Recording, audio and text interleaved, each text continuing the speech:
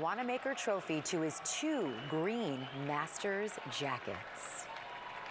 This is going to be a fun guest. It is time now to reminisce about some great sports stories from the past, and some that even bring us to the present day. Very big sports story here in New York, and no better to have a native New Yorker, an icon in sports broadcasting from his 45-year career, which even includes his role as a former sports anchor from our sister station, WWOR, now known as My 9. Steve Albert joins us here now on Sports Extra just as he recently released his new entertaining, funny, and informative book, A Funny Thing Happened on the Way to the Broadcast Booth. Steve, welcome to Sports Extra here in New York. How are you?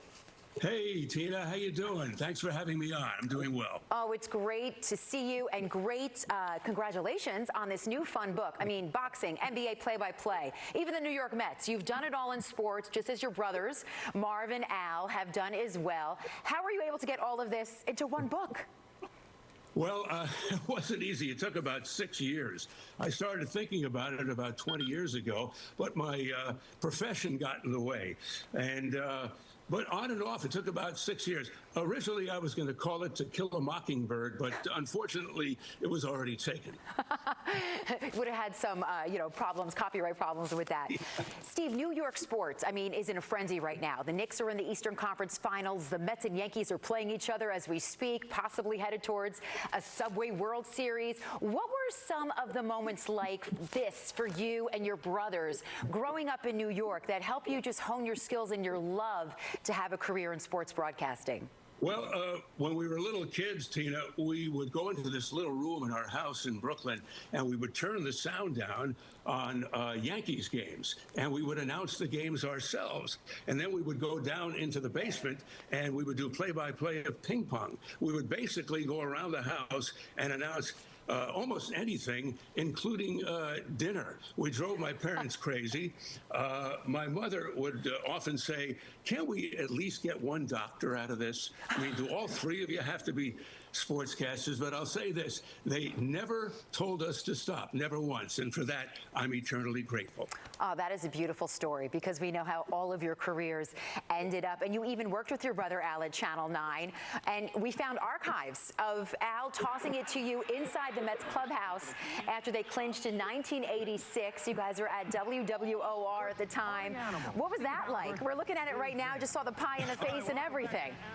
We've got before and we've got after. That was unbelievable. Al was anchoring. I was in the locker room. We had sort of a split screen thing going. Yep. And eventually I got a pie to the face by Kevin Mitchell. Yeah, because Dave Magadan got it first. He had it first. That's what we just saw. Okay. Yeah, but I didn't expect it at all. I was interviewing my fellow Lincoln High School alumnus, Lee Mazzilli, and I was just incapacitated. Not only was there, like a shaving cream pie in my face, but there was some powdery substance in it as well. And I could barely breathe. And Lee started laughing, and he said, I'll do the interview, Al. And he wound up asking me, what does it feel like to have a pie in the face? And one quick one that you have, just as we wrap this up, Ralph Kiner setting your chair on fire. That one too.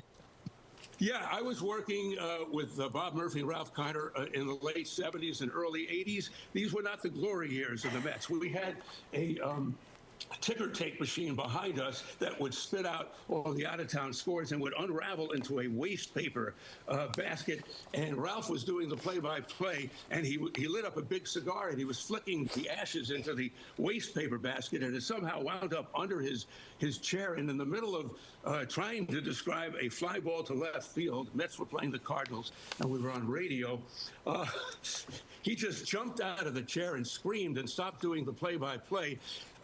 Why? Because his chair was engulfed in flames. Well, Steve, these are just two of the many funny things that happened on the way to the broadcast booth. Your book that is out. You can get it anywhere you get your books, Amazon, etc. Before I let you go real quick, after all these years and knowing the historics of New York sports history, what do you think of the Knicks back in the Eastern Conference Finals?